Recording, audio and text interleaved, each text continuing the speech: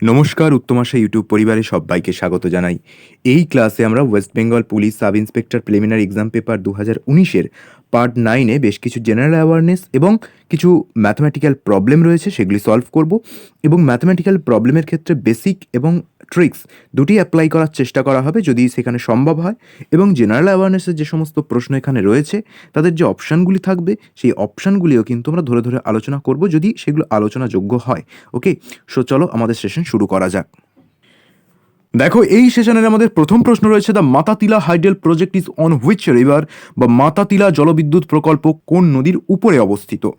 দেখো, মাতাতিলা hydel project রয়েছে বেতোয়া নদীর উপরে অবস্থিত, যেটা কিনা উত্তরপ্রদেশে রয়েছে। তবে উত্তরপ্রদেশের উপরে এই প্রজেক্ট থাকলেও এই কর্মসূচির ফলে উত্তরপ্রদেশ এবং মধ্যপ্রদেশের বিস্তীর্ণ এলাকা কিন্তু কভার করা হয়। সো বেতোয়া নদী রয়েছে উত্তরপ্রদেশে এবং এর উপর রয়েছে মাতাতিলা হাইডেল প্রজেক্ট। এখানে মনে রাখতে হবে কয়না নদীর উপরে যে প্রজেক্ট রয়েছে সেটি হলো কয়না প্রজেক্ট, অর্থাৎ কয়না নদীর উপরে যে প্রজেক্ট রয়েছে সেটা ওই একই নামে রয়েছে, যা কিনা নদীর নাম কয়না প্রজেক্ট। তাপ্তির উপরে দুটি প্রজেক্ট রয়েছে, একটি হলো কাকারপাড়া প্রজেক্ট, কাকারপাড়া প্রজেক্ট এবং আরেকটি হলো উকাই প্রজেক্ট। সো তাপ্তি নদীর উপরে দুটি প্রজেক্ট রয়েছে, কাকারপাড়া প্রজেক্ট এবং উকাই প্রজেক্ট, যেটি কিনা গুজরাটে অবস্থিত। আচ্ছা, মহানদীর উপর দুটি প্রজেক্ট রয়েছে, এই দুটি প্রজেক্ট তোমরা নাম শুনে থাকবে, একটি হলো মহানদী ডেল্টা প্রজেক্ট এবং আরেকটি হলো আমাদের হীরাকুদ প্রজেক্ট। ওকে, তো একটি হলো হীরাকুদ প্রজেক্ট, আরেকটি হলো মহানদী ডেল্টা প্রজেক্ট বা মহানদী বদ্বীপ প্রকল্প। সো এই সমস্ত নদীর উপরে এই সমস্ত ওয়াটার প্রজেক্ট রয়েছে, যেগুলো তোমাদের একটু মনে রাখতে হবে। আরও অনেক নদী রয়েছে, অনেক নদীর উপর অনেক প্রজেক্ট রয়েছে, সেগুলো সম্বন্ধে যদি ভিডিও আনা সম্ভব হয় ভিডিও আনা হবে। আজকের সেশনের সেকেন্ড প্রশ্ন আমাদের রয়েছে, what should be the student teacher ratio at the upper primary level in schools under the right two education RT act. Right two education, যেটাকে বলা হয় RTE, এই আইন অনুযায়ী উচ্চ প্রাথমিক স্তরে বিদ্যালয়ের উচ্চ প্রাথমিক স্তরে ছাত্র শিক্ষক অনুপাত কী হওয়া উচিত? এটি মনে রাখবে 35:1, অর্থাৎ একটি শ্রেণীকক্ষে যদি 35 জন ছাত্র থাকে একজন শিক্ষক থাকবে। দেখো, আমাদের নেক্সট প্রশ্ন রয়েছে, Gita Gopinath is the first women chief economist to be appointed to which international organisation. দেখো, এটি 2019 সালের পেপার ছিল, তাই 2019 সালের কারেন্ট অ্যাফেয়ার্স এখানে প্রশ্ন করা হয়েছিল। কিন্তু যেহেতু তিনি ফার্স্ট উইমেন চিফ ইকোনমিস্ট, অর্থাৎ প্রথম মহিলা মুখ্য অর্থনীতিবিদ, তাই এই প্রশ্ন কিন্তু আমরা আলোচনা করব, কারণ এই প্রশ্ন অন্য সময় আসতে পারে। গীতা গোপীনাথ এখানে প্রশ্ন করা হয়েছে যে গীতা গোপীনাথ তিনি প্রথম মহিলা মুখ্য অর্থনীতিবিদ হিসাবে কোন আন্তর্জাতিক সংস্থায় নিযুক্ত হয়েছিলেন? সেটি ছিল ইন্টারন্যাশনাল মনিটারি ফান্ড, বা সংক্ষেপে যাকে বলা হয় IMF।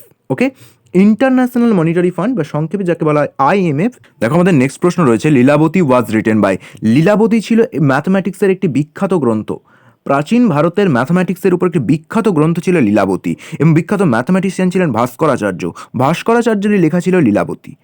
ভাস্করাচার্যের আরও তিনটি বিখ্যাত বই ছিল, একটি ছিল সিদ্ধান্ত শিরোমণি, আরেকটি ছিল কারণ কৌতূহল, SS সিদ্ধান্ত শিরোমণি, কে কারণ কৌতূহল, আরেকটি ছিল লীলাবতী যেটি আমাদের গ্রন্থ প্রশ্ন করা হয়েছে, আরেকটি ছিল সেটি হলো বীজাগণিত।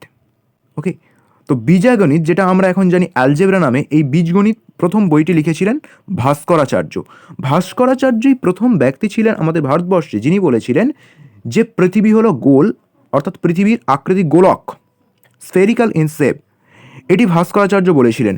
এবং নিউটনের 500 বছর আগে এই ভাস্করাচার্যই বলেছিলেন যে পৃথিবী তার কাছাকাছি সমস্ত বস্তুকে অভিকর্ষজ বলের কারণে নিজের দিকে আকর্ষণ করে, নিজের দিকে টেনে আনে। এই যে কথাটি, এটি কিন্তু ভাস্করাচার্যই প্রথম বলেছিলেন নিউটন বলার 500 বছর আগে। আমাদের নেক্সট প্রশ্ন রয়েছে, the sun gets its energy from which of the following. নিম্নলিখিত যে বিক্রিয়াগুলি রয়েছে বা যে ক্রিয়াকলাপগুলি রয়েছে তাদের মধ্যে কোনটি থেকে সূর্য তার শক্তি পেয়ে থাকে? দেখো, তোমরা প্রত্যেকেই জানো সূর্যের মধ্যে হাইড্রোজেন এবং হিলিয়াম রয়েছে। হাইড্রোজেনে একটি প্রোটন, হিলিয়ামে দুটি প্রোটন। হাইড্রোজেন এবং হিলিয়াম রয়েছে, তাদের নিউক্লিয় সংযোজনের ফলে, হাইড্রোজেনের নিউক্লিয় সংযোজনের ফলে সূর্য তার শক্তি পেয়ে থাকে। এবং নিউক্লিয় সংযোজনের ইংরাজি কথাটি হলো nuclear fusion. So nuclear fusion বা নিউক্লিয় সংযোজন থেকেই কিন্তু সূর্য তার শক্তি পেতে থাকে। এখানে একটি কথা বলে রাখি যে এখানে যে প্রশ্নটি করা হয়েছিল পেপারে, সেখানে ইংলিশ ভার্সানেও নিউক্লিয়ার ফিউশন ছিল, বাংলা ভার্সানেও নিউক্লিয়ার ফিউশন ছিল। বাংলা ভার্সানে কিন্তু নিউক্লিয় সংযোজন এই কথা কথাটি ছিল না। তো যারা একেবারে বাংলার উপর ভরসা করে পরীক্ষায় যাবে তারা পরীক্ষার হলে দেখতে পাবে যে নিউক্লিয় সংযোজন বলে কোনো অপশানই নেই। বাংলাতে জাস্ট এর বাংলা স্পেলিং করে লিখে দেওয়া হয়েছে nuclear fusion, photo electric effect, chemical reaction বা রাসায়নিক বিক্রিয়া। এটির বাংলা করা হয়েছিল রাসায়নিক বিক্রিয়া বা নিউক্লিয় ফিউশন। তো নিউক্লিয় ফিউশন মানে যে নিউক্লিয় সংযোজন সেটা যদি না জানা থাকে সেক্ষেত্রে কিন্তু অপশন চুজ করা সমস্যা হয়ে যেতে পারে। ওকে, তো এই জন্যে ইংলিশ টার্মগুলো জেনে রাখা আবশ্যক। দেখো নেক্সট প্রশ্ন রয়েছে, athletes foot is a disease caused by. Athlete foot বলে একটি রোগ রয়েছে, এটি ফাঙ্গি বা ছত্রাকের কারণে হয়ে থাকে। শুধু অ্যাথলিটস ফুটস নয়, পায়ের আরেকটি রোগ হচ্ছে হাজা। হাজা, এই হাজা রোগটিও কিন্তু হয়ে থাকে ছত্রাকের কারণে। ওকে, দেখো আমাদের নেক্সট প্রশ্ন রয়েছে, the velocity of sound in air under normal condition is. অর্থাৎ বাতাসের শব্দের গতিবেগ কত স্বাভাবিক অবস্থায়। স্বাভাবিক অবস্থায় বাতাসের শব্দের গতিবেগ কত? এটি হলো 332 মিটার পার সেকেন্ড। তোমরা মনে রাখবে এটা 332 মিটার পার সেকেন্ড, যেটা কিন্তু আলোর গতিবেগের থেকে অনেকটাই কম শব্দের গতিবেগ। সে কারণে কি হয়, যখন বিদ্যুৎ চমকায় তখন তোমরা দেখবে যে আগে আলো দেখা যায় তারপরে শব্দ শোনা যায়, বা যখন দূর থেকে কোনো গাড়ি আসে রাত্রেবেলা তো গাড়ির আলো আগে চোখে পড়ে তারপরে কিন্তু গাড়ি আসার শব্দ শোনা যায়। যখন এরোপ্লেন আকাশের উপর দিয়ে উড়ে যায় তখন আগে এরোপ্লেনটিকে দেখা যায় তারপরে কিন্তু ওর শব্দ শোনা যায়, কারণ এই বাতাসে যে শব্দের গতিবেগ সেই শব্দের গতিবেগ আলোর গতিবেগের তুলনায় অনেকটাই কম, এবং সেটা কত? 332 মিটার পার সেকেন্ড। ওকে, দেখো আমাদের নেক্সট প্রশ্ন রয়েছে, the working of a rocket is based on the principal of. কোন নীতির উপর ভিত্তি করে রকেট কাজ করে? দেখো এটি হলো নিউটনস ল, এবং নিউটনের কোন ল? নিউটনের third law. Third laws of Newton's, third laws of motion of Newton. Okay, নিউটনের যে তৃতীয় গতিসূত্র রয়েছে যেখানে বলা হয়েছে every action has its equal and opposite reaction, অর্থাৎ প্রতিটি ক্রিয়ার সমান ও বিপরীত প্রতিক্রিয়া রয়েছে, এটি হলো নিউটনের থার্ড ল। তো রকেট তার উপর বেস করে কাজ করে, সো এটি নিউটনস ল। ওকে, দেখো আমাদের নেক্সট প্রশ্ন রয়েছে, which one of the elements is least likely to be found in commercial fertilisers. বা বাণিজ্যিক সারে এই উপাদানগুলির মধ্যে, এই মৌলগুলির মধ্যে কোনটি সব থেকে কম খুঁজে পাওয়ার সম্ভাবনা রয়েছে? দেখো বাণিজ্যিক সার তৈরি হয় মূলত উদ্ভিদের জন্য প্রয়োজনীয় যে পুষ্টি, সেই পুষ্টিতে থাকে ফসফরাস, নাইট্রোজেন এবং পটাশিয়াম। উদ্ভিদের পুষ্টির জন্য ফসফরাস, নাইট্রোজেন এবং পটাশিয়াম ভীষণ আবশ্যক। তো অবশ্যই সারের মধ্যে ফসফরাস, নাইট্রোজেন এবং পটাশিয়াম থাকবেই থাকবে, কারণ উদ্ভিদের বৃদ্ধি, উদ্ভিদের কার্যকলাপ, ক্রিয়াকলাপ সমস্ত কিছুর জন্য ফসফরাস, নাইট্রোজেন এবং পটাশিয়ামের প্রয়োজন। এছাড়া সারের মধ্যে সামান্য পরিমাণে অনেক সারের মধ্যে জিঙ্কও থাকে, কারণ উদ্ভিদের জন্য জিঙ্কেরও প্রয়োজন হয়। জিঙ্কের বাংলা হচ্ছে দস্তা, তো জিঙ্কেরও প্রয়োজন হয়, সেই জন্য সারের মধ্যে ফসফরাস থাকবেই থাকবে, নাইট্রোজেন থাকবেই থাকবে, পটাশিয়াম থাকবেই থাকবে। কোনো কোনো সারের মধ্যে জিঙ্কও থাকতে পারে, কিন্তু সিলিকন কেন থাকতে যাবে? সিলিকন তো বালির একটি উপাদান, কাঁচের একটি উপাদান, সেটি কিন্তু উদ্ভিদের প্রয়োজন হয় না, তো সিলিকন কখনোই থাকবে না। সো এটি আমার খুঁজে পাওয়ার সম্ভাবনা খুবই কম। দেখো আমাদের নেক্সট প্রশ্ন হচ্ছে, which of the following has the highest density. সব থেকে বেশি ঘনত্ব নিম্নলিখিত কোন পদার্থটির? এটি সম্ভবত তোমরা প্রত্যেকেই পারবে, এটি হলো ডায়মন্ড বা হীরক। ডায়মন্ডের সব থেকে কঠিন জানা প্রাকৃতিক বস্তুর মধ্যে, পদার্থের মধ্যে সব থেকে কঠিন হলো ডায়মন্ড, এবং ডায়মন্ড হলো হাইয়েস্ট ডেন্সিটি রয়েছে এর, এবং এর যে মেল্টিং পয়েন্ট বা গলনাঙ্ক, এমপি মেল্টিং পয়েন্ট বা গলনাঙ্ক, সেটিও কিন্তু এই কোক, গ্রাফাইট বা চারকোলের থেকে অনেক বেশি। সো ডায়মন্ডের ডেন্সিটি সব থেকে বেশি। দেখো নেক্সট প্রশ্ন রয়েছে, the stock market index of London market is referred as.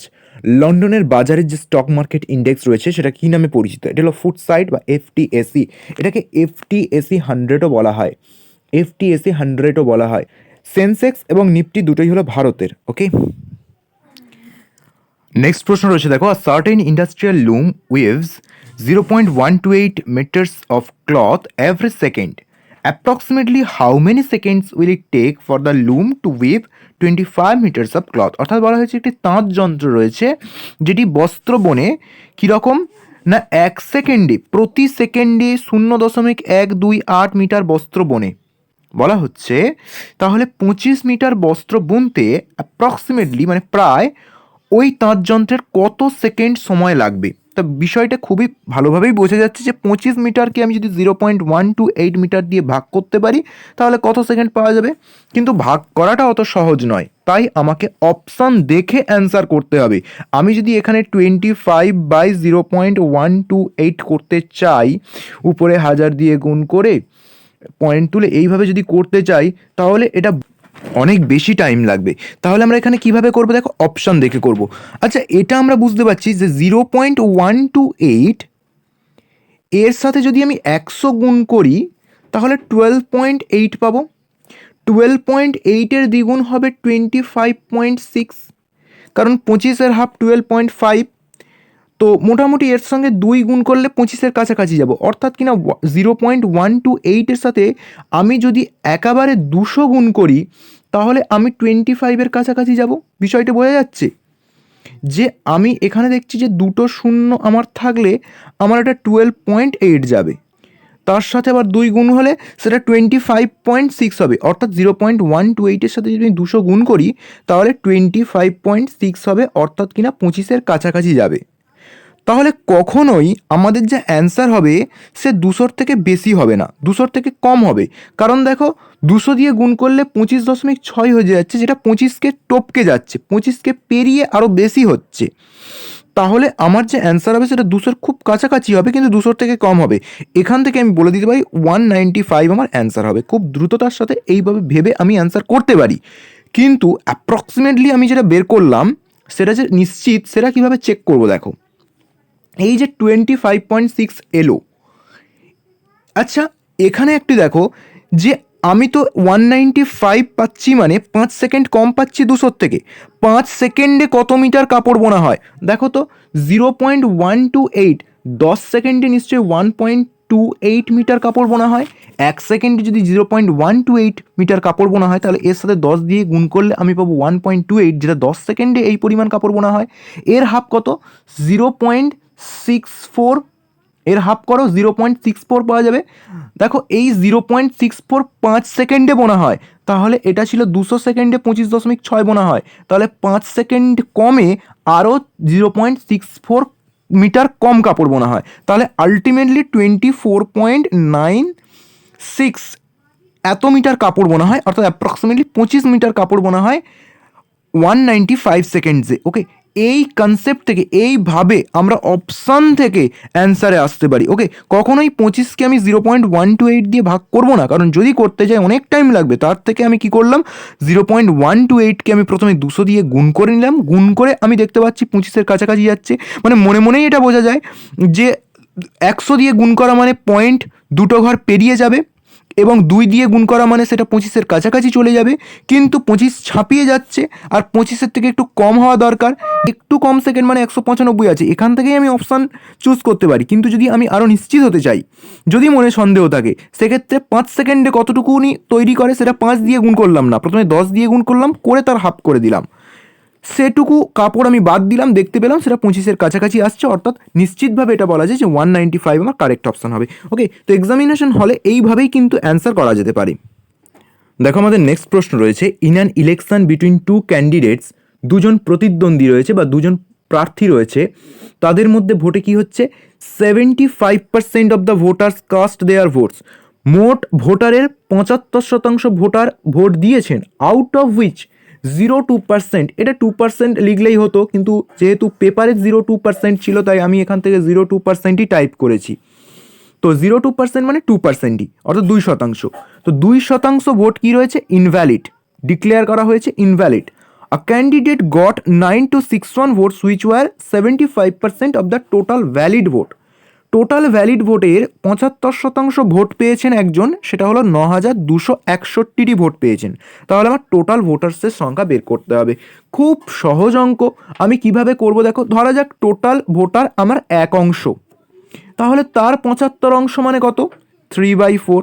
Total voter obviously 1 অংশ যদি হয় তাহলে 75% মানে তো 3/4 অংশ, জাস্ট 70। দেখো পার্সেন্ট থেকে আমি যখন ফ্র্যাকশানে নিয়ে যাই তখন কি করতে হয়, 100 দিয়ে ভাগ করতে হয়, আবার ফ্র্যাকশান থেকে পার্সেন্টে নিয়ে যেতে গেলে 100% দিয়ে গুণ করতে হয়, বিষয়টি আমি আগেও বলেছি। তো 1-এর 3/4 অংশ ভোট দিয়েছে, তাদের মধ্যে 2% ভোট ইনভ্যালিড, তাহলে ভ্যালিড ভোট কত? 98%।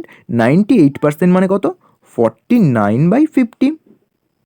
98% মানে 49/50 ইন্টু কত ভোট পেয়েছেন?